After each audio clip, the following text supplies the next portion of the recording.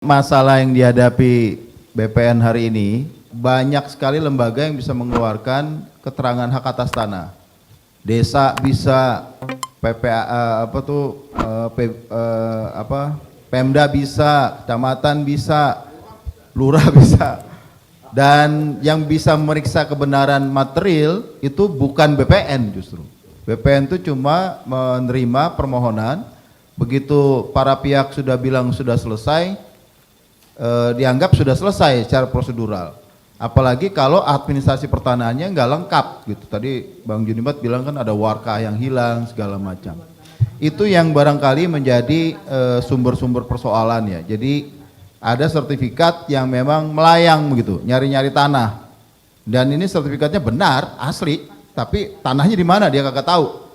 Ini kita semua punya problem begitu. Kenapa begitu? Karena memang ada orang punya hak, punya tanah, dibiarkan, ditelantarkan. Di sisi lain belum ada keberanian dari pemerintah untuk mengeksekusi tanah telantar itu. Kalaupun berani digugat ke petun, kalah lagi kita. Jadi muter begitu, Pak. Jadi situasinya seperti itu. Nah, saya kira memang dalam situasi seperti itu memang jadi rawan ya. BPN tidak punya kewenangan memeriksa material, atau jadi itu juga jadi excuse untuk tidak memeriksa secara benar gitu. Di sisi lain ada juga begitu banyak pihak yang bisa melakukan itu, memberikan keterangan-keterangan, dan kami tidak bisa menolak begitu. Dikombinasikan dengan data pertanahan yang juga masih dalam perbaikan.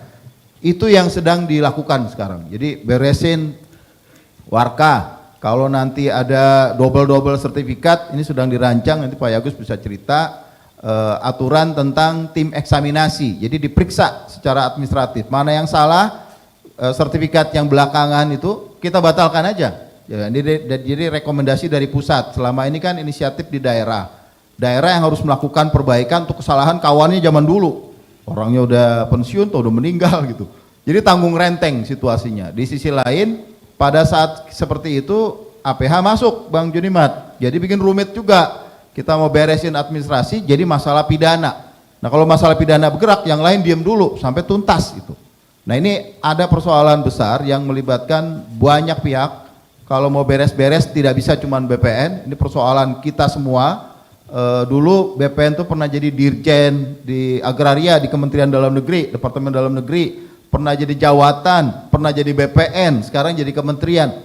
Pindah-pindah ini menyebabkan dokumen tuh ya kadang-kadang terserak, kadang-kadang ada pemekaran wilayah itu juga pecah lagi, seperti itu. Jadi memang kita sudah tahu masalahnya hari ini, perbaikan sudah sedang dilakukan. Makasih Bang Junimat dan teman-teman ini, terus saja bunyi begini, ini penting saya kira. Harus ada kontrol yang ketat buat kerjaan kami supaya beres, dan sudah mulai dilakukan. Makanya ada digitalisasi, mulai ada perbaikan warkah, beres-beresin, disiapkan tim eksaminasi yang memeriksa kebenaran materialnya gitu lah, benar nggak secara prosedur, mana yang benar, yang salah langsung kita batalkan gitu. Tapi ini butuh dukungan dari semua pihak, aparat penegak hukum, pengadilan tadi juga disinggung seperti itu. Jadi memang perlu kerjasama semua kalau mau beres-beresin masalah ini. Dalam pandangan Pak Surya kira-kira butuh berapa lama untuk membereskan semua ini, Pak? Kalau sisa waktu masa Presiden Jokowi ini bisa dimanfaatkan dengan baik, rasanya 10 tahun juga bisa, karena sebenarnya ini kan udah kebayang ya situasinya, dan kita sudah terbuka bicara ini. Dulu siapa yang bisa tahu BPN, apa yang terjadi di BPN, kagak ada yang tahu. Orang juga takut nanya, ntar tanah gua diapa-apain gitu loh. Sekarang kita bisa bahas seperti ini secara terbuka, saya kira itu kemajuan sangat luar biasa. Cuma tradisi ini harus kita teruskan dengan perbaikan sistemik ya, prosedur yang pasti, juga pengawasan internal yang kuat, juga memastikan memang tanah dimanfaatkan secara efektif. Nah, ini sebetulnya pesan-pesan sudah disampaikan. Pak Jokowi itu kan baru aja mencabut izin ya, itu juga jadi bagian yang buat kami pemacu ya, pemicu juga, beres-beres, clear. Dan ini pondasinya diletakkan di era ini. Presiden berikut harus lanjutkan itu, karena nggak akan selesai cuma di periode ini. Kalau mengatakan adanya oknum terlibat dalam mafia tanah, mudah kok. Polri pun juga sudah mulai terbuka. Jadi kalau misalnya memang ada yang terlibat, kita juga nggak nutup-nutupin kok. Silakan aja bawa bukti-buktinya keterlibatan anggota yang bersangkutan. Saat ini dengan program presisi di semua bidang, Polri sangat terbuka dan transparan. Tidak ada yang perlu tutup-tutupin.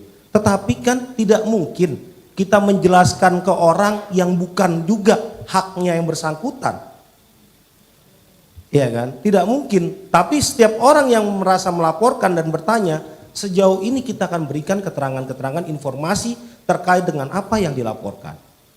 Saya rasa hal itu juga sudah kita ketahui bersama. Di sini banyak para praktisi-praktisi hukum di sini. Kami juga tidak menutup mata, tidak menutup pintu atau lain sebagainya. Dan memang kekurangan-kekurangan itu juga harus kita akui ada. Kalau kita bicara mafia, mohon maaf ya, mungkin siapapun punya kawan, dia membantu kawannya, judulnya sih membantu kawan. Kalau kita kenal membantu kawan, kalau nggak kenal kita ngomong apa? Markus ini. Kalau saya berkata, setiap orang yang membantu orang lain yang tidak ada kaitannya, ya kita kan punya indikasi apa sih masalahnya. Betul, seperti disampaikan tadi, kita memang berbicara pada legal standing daripada suatu perkara yang dilaporkan. Ataupun fakta-fakta material yang bisa mendukung bahwa, oh surat yang ada ini palsu. Tidak membantah itu ada. Dan saya hanya berusaha bahwa Polri akan berusaha lebih baik untuk mengakomodir dan menindaklanjuti semua laporan yang masuk. Karena bagaimanapun juga kami tidak mungkin bekerja sendiri. Harus adanya dukungan, harus adanya transparansi.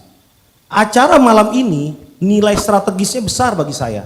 Paling tidak bapak-bapak dan ibu yang hadir tahu nama saya Diki dan saya Wadir Pidum. Jadi kalau ada kira-kira masalah, silakan datang ke kantor saya di lantai 4 Bareskrim.